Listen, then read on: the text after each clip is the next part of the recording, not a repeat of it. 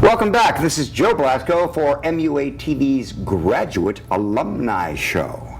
And the next guest is Miss Cyndilee Rice.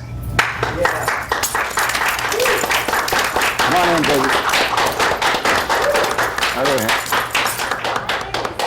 baby. Welcome, welcome. Mwah. Have a seat. Cyndilee, my.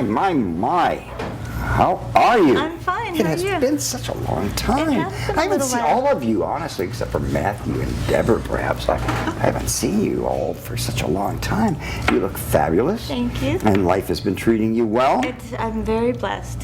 Yes, you have been. I can see by your resume. I mean, it is absolutely amazing. And by the way, we have 2 Emmys here. This here is yours, Cyndilee. This is for General Hospital. And as a matter of fact, boy, these are heavy. I think one of them's heavier than the other one. Look at that. Yeah, good Lord. Check this out. 2 of them here. You know, I tore my rotator cuff falling off my boat a few months ago, and I can't lift these awards. You guys. Okay, now here, look at this list of credits you've got. Dirty Sexy Money, Scrubs, General Hospital, and it goes on and on and on here. You know what the Parkers, you know, Family Matters, Standoff, Ghost Whisperer. You're working on Ghost Whisperer right now, right?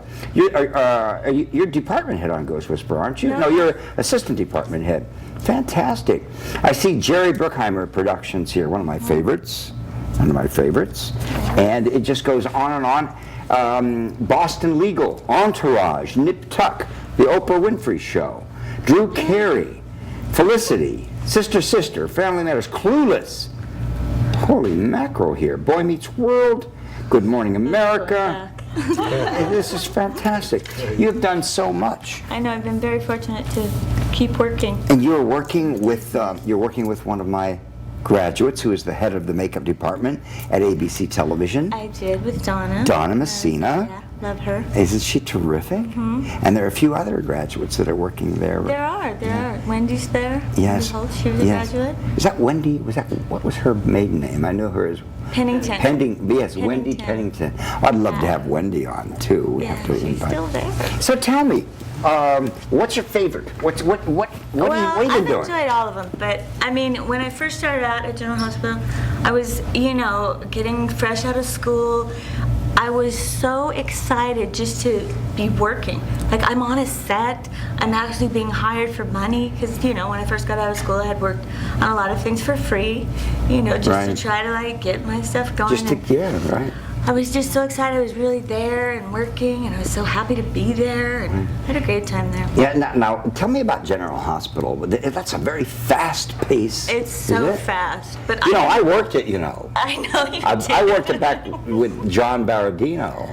Yes, well, John Baradino was the first makeup I ever did. They hired me for a wedding, and he came in and he goes, "Are you a makeup artist?" And I said, "Yeah." He goes, "Well, do my makeup. Don't go crazy." And I was like, "Oh." And I looked at Dawn, and she goes, "Go ahead." I was like, "All right." How terrific. He was great, and he said the same thing every time he sat in my chair. "Don't go crazy."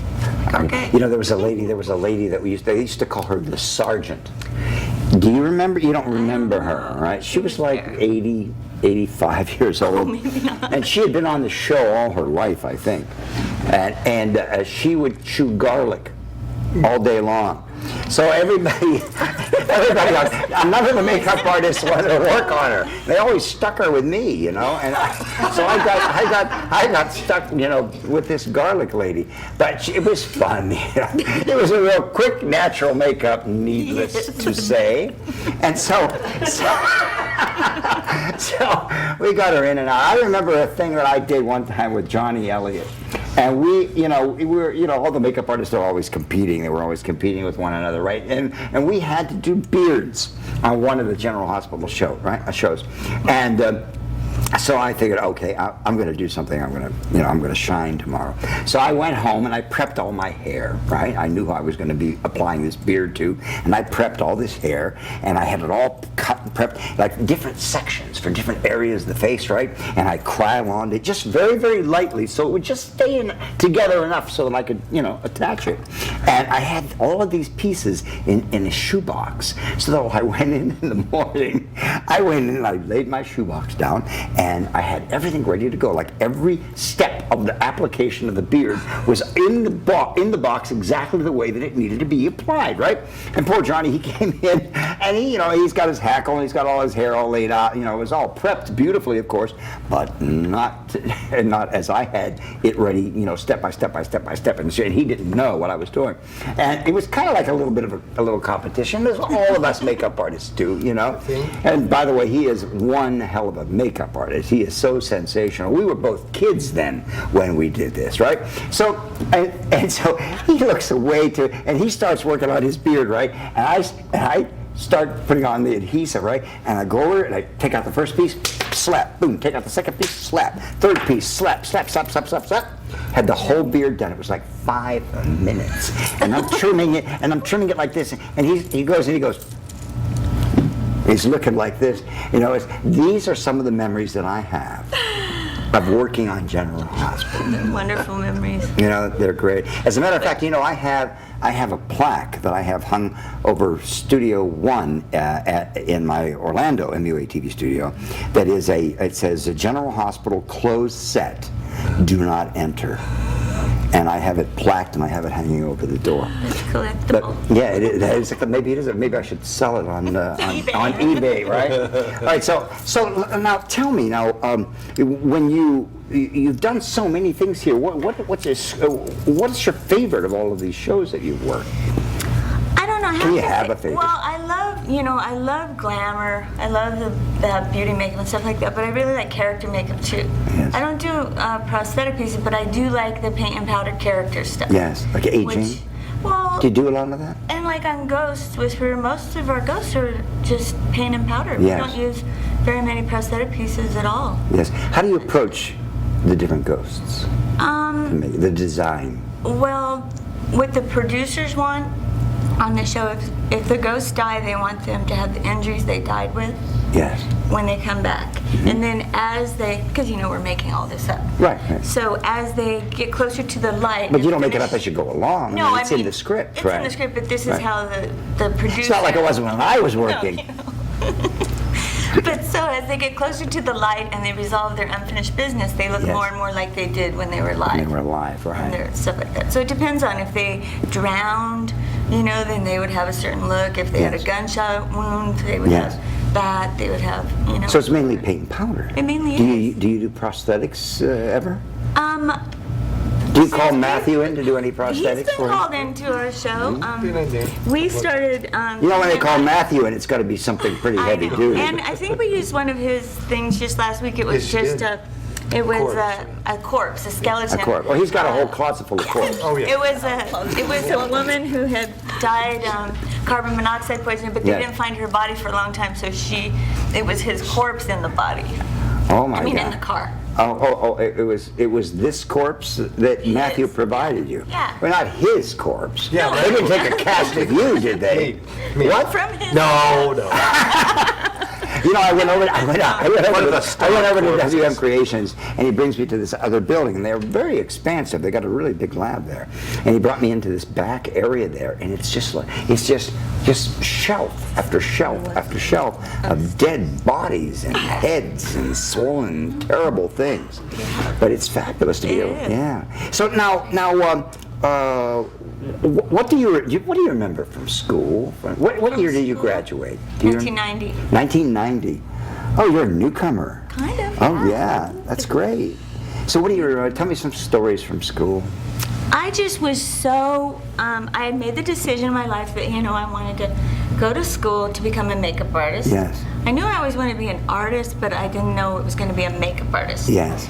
So when I made the decision, I was just like a sponge. I wanted to know everything. I took the day class, so I stayed till the night class too. Every day I would come. That's the first time I was doing that.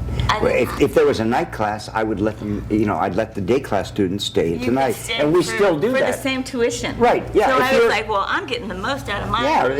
Yeah. So we still do that today. If you're enrolled in our day class, if we have a night class at the same time, then you're able to go all the way through and take the night class too. And then you have 2 different teachers. It was great. Yeah, you get 2 different points of view. And I remember when you would stop by, I remember one time in particular you stopped by, and you did an Asian eye into a Caucasian eye, Yes.